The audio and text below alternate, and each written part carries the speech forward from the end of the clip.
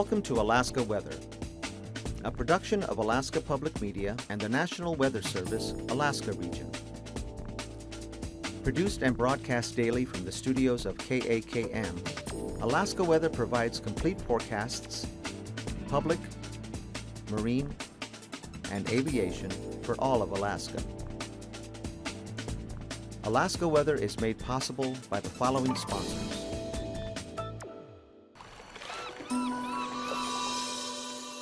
Sometimes the best way to find a living is to stay right where you are and study with UAS online.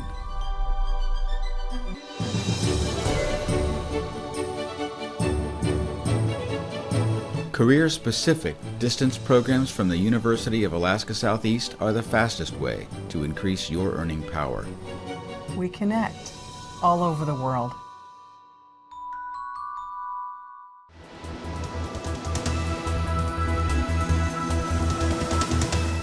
The National Weather Service. Good evening, everyone. I'm meteorologist Dave Snider with you on this day before the equinox, the 21st of September. The equinox is tomorrow. 800-472-0391 is the number to call for your Alaska weather information line. If you don't have that number written down, write it down. It will come in handy someday soon, I promise. Weather.gov/Alaska is where you can find all of the Weather Forecast Office's forecasts for the Fairbanks region, the Anchorage region out to southwest and south central Alaska, and for southeastern Alaska. And if you're in southeast, you better be up on the weather because here it comes. If you've got questions about what you're seeing online, on this show, about the TV program or the TV schedule, send me an email. You can do that at david.snider@noaa.gov, or if you'd like to reach everybody on the weather team, nws.ar.tvweather@noaa.gov will hit everybody there. Just a reminder, I want to say a hearty hello to everyone watching us live on the ARC system tonight at 5:30 p.m. as well as KUAC on channel 9.4. If you're watching at 7:30, there are some options again to see us a little bit sooner than that if you like the 5:30 slot. And if you're watching us at 5 o'clock in the morning from Alaska Public Media, good morning to you. And remember, make sure you check the very latest weather information at weather.gov/Alaska, as the information could be a little bit old. Here's a look at what's going on across the region. There are no warnings for the land areas in southeast Alaska right now. However, it is going to be blustery. Gusts up to 45 to 55 miles per hour are expected from the outer coast to the inner coast as you go through the nighttime and into tomorrow afternoon. So keep that in mind for your Thursday. It is going to be very windy, and it will be raining at times. Look for storm warnings out across the eastern and central Gulf. Those are hoisted for many locations out to the west. For what is active as of 5:30 on Wednesday, we still have wind warnings there around Cordova region. Those will go until 10 o'clock. A flood advisory for the Seward area after more than 3 inches of rain and moderate flooding there on the Resurrection River. That is subsiding now, but still some concerns about the level as that goes down. We still have concerns about the road there out toward Lake Iliamna. That, again, is still looking at a lot of water over the road, at least as of earlier this morning, so probably still talking about some problems as of this evening.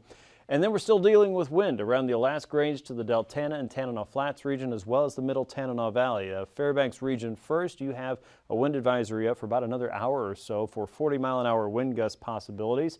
And then once you get into the higher terrain of the Deltana and Tanana Flats region, as well as the Alaska Range, gusts there could reach from 60 to 70 miles per hour again. So you're talking about a range from about 7 o'clock until 10 o'clock tonight where those winds could stay up. But wait, there's more for you folks up around the Brooks Range, as well as Arctic Village, Coldfoot, and Chandelar DOT Camp, and the Dalton Highway.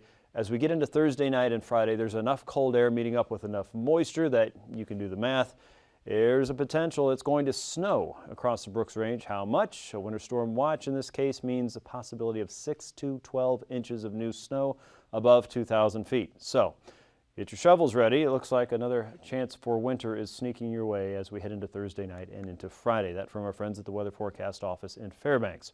Now, as we look at the Alaska satellite picture, again, this pretty much tells the tale. We have a very deep and strong southerly flow driving northward across the Gulf of Alaska. We have a deepening area of low pressure here across the central Gulf that is going to energize the wind and the rain as it moves eastward. Now, southeast had a pretty tame weather day by comparison, it looks like. So once again, if you're in southeast, don't take today's weather as what you're going to experience on Thursday. The wind and the rain are moving your way. Around south central, last night the wind kind of came in, then it took a break, and then it came back up during the overnight hours as we were talking about. Certainly some high-end wind gusts there up on the hillside, some of those in the 90-mile-an-hour range, a question mark about a triple-digit wind gusts there across some of the higher terrain, but things have been settling down. The wind and the rain together have moved through once. The rain is coming back into Minnie and South Central tonight and is continuing around Prince William Sound. It looks like out across the west, the broad area of low pressure that's really driving all of this is going to keep the Bering Sea unsettled for many days to come. It's also dragging in colder air across the Chukchi Sea and allowing that to drop a little bit further south. And as it does so, you folks along the west coast are still going to be looking at that southwesterly flow for the next couple days. But as the position of the low pressure system changes a little bit more, that may become a little bit more westerly with time. The good news is it doesn't look like it's going to be a very strong wind for any one location along the west coast. So we're not really thinking about any storm surge concerns at this point. So good news if you're on the west coast or any of the coastal areas in the Bering Sea and you've been a little worried about the weather situation there. I'll look up north again. We're still dealing with strong winds working across the Alaska Range and over the Fairbanks region, but then we get back into what's coming in with the cold, and that's where that winter storm watch sets up across the Brooks Range for tomorrow night and into Friday, where you have the potential of seeing 6 to 12 inches of snow above 2,000 feet. A look at the weather map today. There's our low pressure system working through south central. The new system is kind of jazzing up the frontal boundary there at 998 millibars earlier this afternoon. This will be deepening. This is going to move northward, and out along this comes the wind and the rain moving towards southeast as the ridge of high pressure drops to the south and east and away from Alaska. Out across the west, the low there around St. Matthew and just south is 977 millibars, and we have warmer air punching its way northward into the Arctic Ocean. That is going to develop a wave of low pressure working across Point Barrow tonight at 986 millibars. It's still going to be mild enough, it looks like, for mostly rain, but don't be surprised to see some snowflakes there, especially at the higher terrain. As we get into the interior, mostly rain tonight. It's going to be blustery through the evening hours still for the Alaska Range, the Dalton Highway. Heading northward, you're going to start to see a little bit more of a mixed precipitation. And if you're in Yakutat, looking westward toward Cordova and Prince William Sound, maybe even out of Cross Sound, not only are the winds going to come up tonight pretty remarkably, but there could also be the possibility of seeing some showers and thunderstorms there. And those rain showers aren't going to be the garden variety. They're going to be pretty heavy stuff. Of course, you're in Yakutat. You probably know that already. Around Sitka, looking southward, some opportunities for heavier rainfall. And a lot of this as we head into the nighttime and early morning hours will be working in from the outer coast into the inside passages. And once that rain gets your way and meets up with the wind, of course, we're going to be talking about sideways rain, not rain falling across your region. Rain is still possible tonight across south central, and some of that could be moderate to heavy at times. It wouldn't be surprising to see an inch of rain for some cases around south central. Showers on the western side into the upper Kuskokwim and into the lower and middle Yukon valleys there, not across the west coast. Periods of rain there, and even some thunderstorms across the southern Bering Sea, closing in on Bristol Bay and north of Unalaska and Dutch Harbor. Low pressure will move ashore as we get into Thursday there, close to Cape Newenham, about 982 millibars. And once again, the rumble of thunder shouldn't be dismissed out around the Bristol Bay and Lake Iliamna regions. Again, there will be some periods of rainfall for you. The front moving across southeastern Alaska will slowly work its way through the inside, and with that again comes the rumble of thunder across the northern Gulf. Rain and wind, though, will gradually diminish across southeast. The wind will probably go first, but it will be a blustery afternoon for all involved in the Panhandle. As we look for showers and rain across the interior and southward along the Parks Highway and the Glen Highways, plan for kind of a sloppy Thursday for many south of the Brooks Range. But once you go north of that in the Yukon River, we start to deal with that mixed precipitation and colder air sliding over the hills above 2,000 feet, especially as we get into the nighttime hours. The snow could be generated in earnest. So be prepared for some winter weather changes there, especially at elevation for places like Arctic Village, Coldfoot, Chandelar, DOT Camp, and anywhere along the Dalton Highway again. So just get ready for some changes there. There still could be enough warm air across the northern slope around Prudhoe Bay, especially at least Thursday afternoon, that you could still be looking at some rainfall, but it'll be a cold rain at that. And out across the west coast, showers continue for many across the west and the Aleutians. That starts to break apart as we get into Friday. A look northward shows colder air is taking over many more locations in the higher terrain and along the Beaufort Seacoast, but it's also mixing in with some rainfall there, so don't be surprised to see the weather go back and forth at lower terrain, but at the higher terrain levels, of course, that's all going to be winter in nature. Across the interior, look for periods of rain there, and still watching for the option of thunderstorms across the Gulf. This is still a very warm and convective system.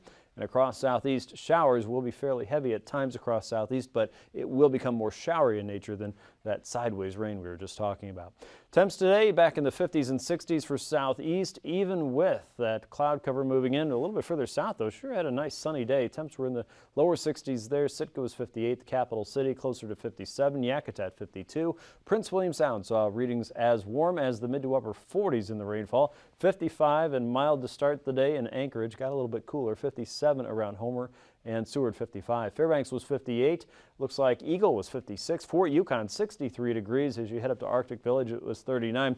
40s and 50s across the Beaufort Seacoast and inland a little bit. 53 as you head closer to the mountains. 38 around Barrow. At 37 or so around Atkasuk. It was 38 in Wainwright. Kotzebue Sound temperatures show 43 in Kivalina, 44 for our friends in Kotzebue, 45 in Shishmaref.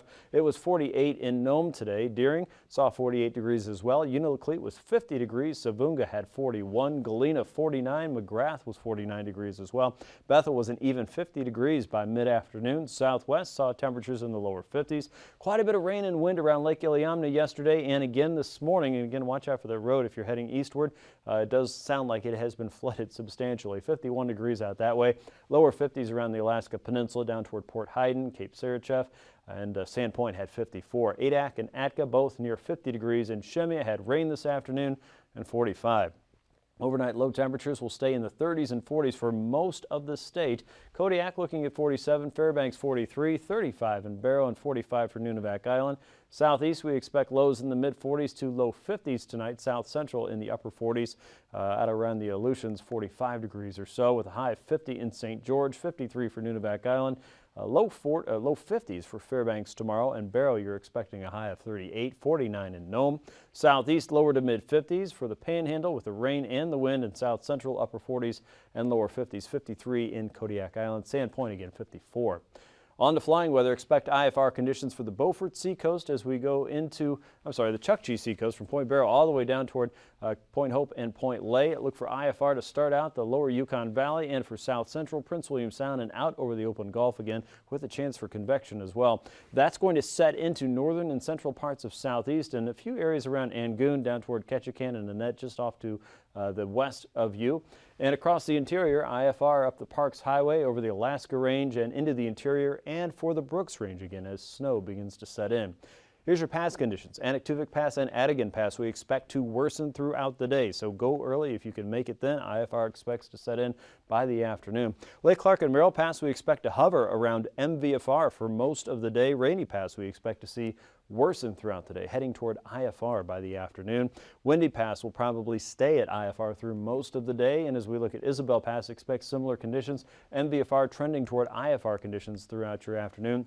Mentasta may worsen, but a start at VFR could be your whole through if you want to go that way. Mentasta at VFR in the morning.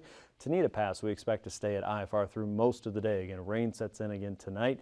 And Portage Pass we expect to see some minor improvements throughout the day, but not a VFR kind of day it looks like on the eastern side. Chilkoot and White Pass also expected to worsen during the day, not to mention the turbulence potential and the icing overhead.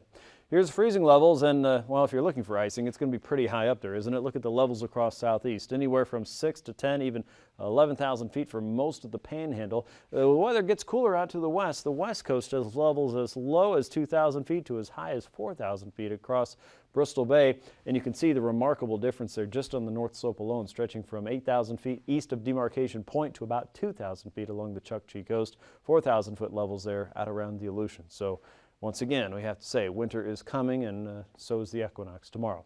The icing potential, that ramps up a little bit more ahead of the front with the jet stream and the moisture and the cold air coming in behind it. We have lower levels out across the west, 4,000 feet and above across the west coast and the YK Delta, including Bristol Bay. The interior is a little bit higher up there, above 8,000 feet inland, but once you get closer to that low pressure wave, once again, the levels drop to about 6,000 feet around the Chugach and the Prince William Sound region to above 8,000 feet through most of southeast. However, the intensity of that icing could be higher there, occasional moderate, certainly possible tomorrow. Here's the jet stream, and the driving wave of low pressure across the Gulf is energized by winds coming in from 120 to as high as 150 knots. All of this taking a quick rise northward across the interior, over the mountains, and energizing some of those fast-moving winds, and also pushing moisture into southeast. Where's the cold coming from? That's the polar jet moving across the Bering Sea. 50 to 60 miles or 60 knots or so coming in across the central Bering, again helping to drag that colder air southward. At 9,000 feet, that trough is clear here. You can see winds coming in from the south and west, 25 to 55 knots across southeast. Northerlies coming in across the Bering, and winds are still going 25 knots or so across the interior, with lighter winds across the Chukchi coast. The trough's oriented a little bit more to the northeast and southwest across the Aleutians. Wind speeds here across the Gulf still at 20 to 25, 15 to 20 across some parts of the interior. Stronger winds on the back side of this from the north and east at 20 to 25, and northerlies still crossing the Bering at 20 to 30 knots, heading toward the Aleutians. So turbulence, you guessed it, the problem spot tomorrow is in the Panhandle below 4,000 feet. Don't be surprised for isolated, severe, maybe even occasional at times. Occasional moderate stretches all the way back toward Cordova and through Haida Gwaii, and then light to isolated moderate over Prince William Sound and southward. That's a look at your aviation forecast. Be careful out there. We'll be back with your marine weather here in just a few minutes.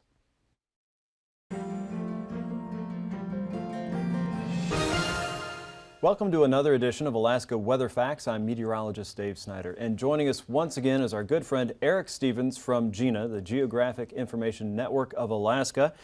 He is here and has been here many times to talk to us about weather satellites and how those can help Alaskans understand our weather, how we can do better detection, keep more people safe from things even like volcanic ash. But today, Eric, you're going to talk to us a little bit more about weather satellites and how that can keep Alaskans safe and protect our property from wildfire, right? That's right, Dave. Today's topic is where there's smoke, there's fire. And thanks for having us back again to Alaska Anytime. Weather. Well, weather satellites have a lot of different instruments on them. It turns out that the electromagnetic spectrum has a lot going on in it, and only one part of that is visible light, what we see. Right. Weather satellites, of course, report that. Today's topic is wildfires. Okay. There are some people who say that in Alaska in the summertime you don't have severe weather.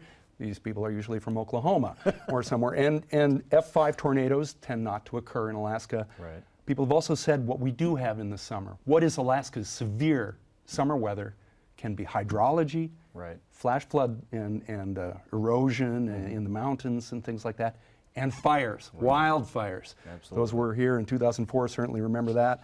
We've got an example here from 2014. Now, it was a quiet season overall, but in May, down on the Kenai Peninsula, we had a wildfire on the Funny River, and this is a satellite image from a polar orbiter that went right over Alaska, and we can see the plume of smoke coming out of that fire on the Kenai, curling down. It's caught in the wind. Right. It goes down toward Kodiak Island, curves around. You can see it circulating around a low pressure system that's in the Gulf of Alaska. It was a beautiful picture. Oh my gosh. Except there was a fire. There's a fire there. The nice thing is with this satellite image, you can tell where the fire origin is, where the smoke is coming from. And it's a color image. We're looking at the wavelength spectrum of about 0.4 to 0.7 micrometers or microns. That's what the human eye would see. If you were riding on the satellite and looked down, you could see this kind of an image. Right. So that's pretty nice. But it turns out there's more to the electromagnetic spectrum than just visible light. Okay. You've heard of infrared, ultraviolet, that kind of thing. If we move into longer wavelengths, let's go to one specifically, 3.7 microns. Okay, 3.7. Why worry about that one? Okay. Well, we've got an example here. 3.7, it turns out, happens to be very sensitive to a certain temperature range, temperatures where fires burn. Okay. And so we've got an example zoomed in a little more from that same Funny River fire down on the Kenai Peninsula, and we can see that you get up into a few hundred degrees Fahrenheit, and that's where the colors are. We can see there on the Funny River fire to the west and to the east, almost a horseshoe shape there, is not only we're seeing where the fire is in a general sense, but specifically where's the active fire That is where front. it's burning right now. And it's Amazing. 3.7 microns is the important temperature there. Okay.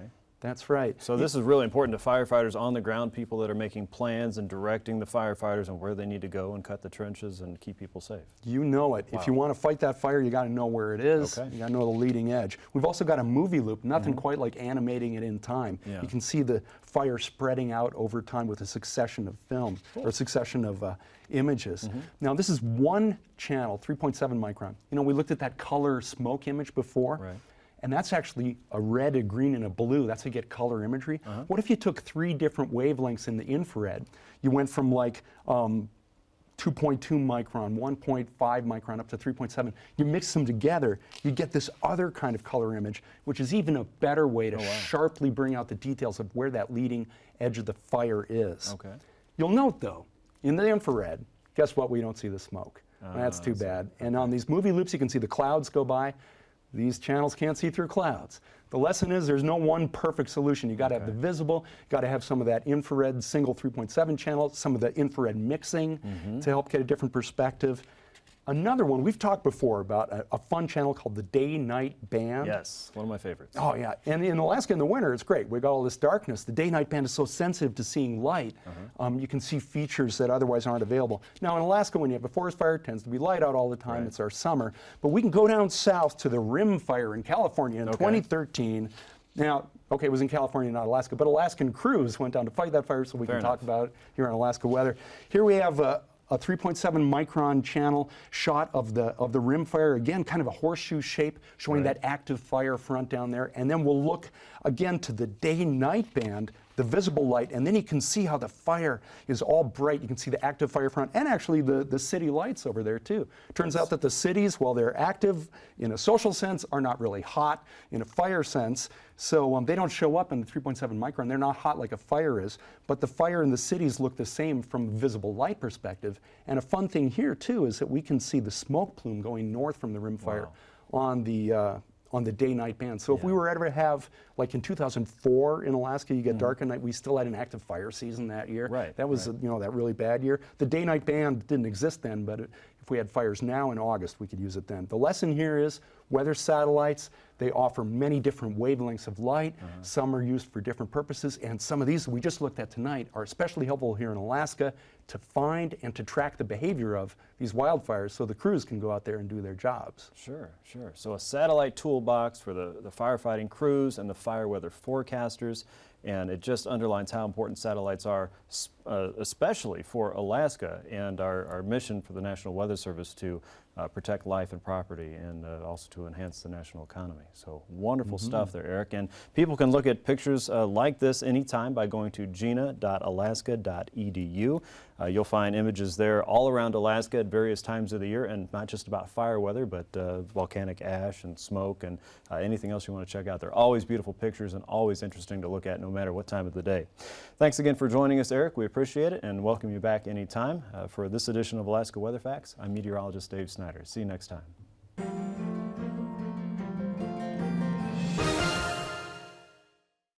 A look at sea ice conditions doesn't show a huge change from yesterday. You can see that the greater concentration of ice is kind of lining up from west to east north of Point Barrow, but there are lower concentrations of ice, but new ice there north of Wainwright and east of Barrow in the blue shaded areas. So once again, winter's coming. Weather.gov/Anchorage/ice for the latest information there.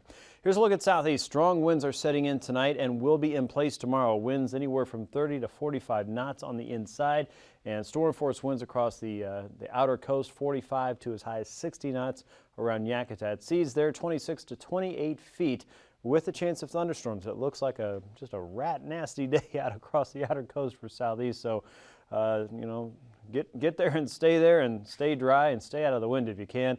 It does get better though. As we get into Friday, look at this. The winds shift to the southwest. You get winds down to 15 to 20 knots, seas down to about 9 feet on the outside. The inside, 15 knots, looks like 3-foot seas for most cases there. So things dramatically improve, but Thursday is not going to be a kind day to southeast as we go. So as always, if you have storm damage of any nature, report that to the National Weather Service office in Juneau. It helps everybody do their job better and helps us keep you better informed. Same goes for South Central. If you had damage from last night, let us know. We need to know that. Westerlies coming across the Barrens for tomorrow, 8 to 10 foot seas there on 25 to 30 knot winds. Southerlies still working through Prince William Sound, 25 knots with a 4 foot sea. Southerlies in Cook Inlet as well. And south and westerlies on the east side of Kodiak Island, 25 knots with a 9 foot sea. By Friday, winds diminish across Shelikof Strait and west of the Barrens. A better ferry ride for all. Southerlies through the Cook Inlet. Southeasterlies inside of Prince William Sound to 20 knots with a 4 foot sea, and 15 to 20 knots across the western Gulf with 9 foot seas there. In Bristol Bay we go. Southwesterlies 25 knots with a 7 foot sea. Otherwise a westerly flow crossing the Alaska Peninsula. 9 to 11 foot seas are expected on 25 knot winds there for Thursday. As we get into Friday, look for the westerlies to pick up inside of Bristol Bay, 25 knots with an 8 foot sea. Southwesterlies from Castle Cape to Chignik on a 20 knot wind. And westerlies continue around the southern arm of the Alaska Peninsula with 7 to 8 foot seas on winds from 20 to 25 knots. For the Aleutians, a pretty broad westerly flow sweeping across the chain at about 25 knots, a little bit more of a northwesterly push from Kiska to Attu. Otherwise 9 to 10 foot seas in all areas on Thursday, a little bit of a shift on Friday with northwesterlies setting in for the central and eastern chain, 20 to 25 knots, and we'll keep seas around 7 to as high as 10 feet with the highest seas north of Nikolsky and Unalaska on Friday. For the west coast, northerlies are working down north of Nunivak Island. Watch for a chance for a thunderstorm tonight and early tomorrow morning. Northeasterlies north of the island will bring 5 foot seas your way, 20 knot winds there. Northwesterlies through the Pribilofs at 20 knots. Or 25 knots with a 10 foot sea. That's on Thursday. By Friday, the winds stay generally north and west for all areas there. 20 knots around St. Lawrence Island and Savunga. 25 knots north of Nunivak Island and into the upper Kuskokwim Delta with a 6 foot sea. 9 foot seas around St. Paul and St. George, again with 25 knot winds for you on Friday. Southerlies for the Beaufort Seacoast on Thursday, 2 to 3 foot seas there. Small seas north of Barrow, again with ice. That would be for the open waters. And north and northwesterlies working into the outer Kotzebue Sound region and Point Hope, 15 to 20 with 2 to 3 foot seas. A southwesterly wind develops around Point Lay on Friday. Northerlies pick up to 25 knots to stay southwesterly north of Kaktovik and start moving in from the north and west into Kotzebue Sound at 20 knots with 5 foot seas for you on Friday. Recapping tonight's weather, strong winds and storm warnings for the eastern Gulf. Watch for some heavy rain moving into southeast as well. A very windy and blustery day for you tomorrow. High wind warnings continue around Cordova. Flood advisories around Seward. Up north, wind advisory for Fairbanks, as well as high wind warnings for the Alaska Range. And a winter storm watch starts tomorrow night into Thursday for the Brooks Range above 2,000 feet. Thanks. These forecasts are to be used for planning purposes only. Call 1-800-WX-BRIEF for a formal pre-flight briefing. Always file a flight plan before you go flying. The U.S. Coast Guard Auxiliary urges you to leave a float plan with a friend or the harbor master before you go boating. Alaska Weather is made possible by the following sponsors.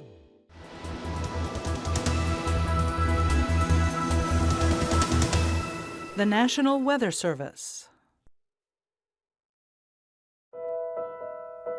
Alyeska Pipeline Service Company, fueling philanthropic programs and dedicated to creating educational and professional opportunities for Alaska Native people.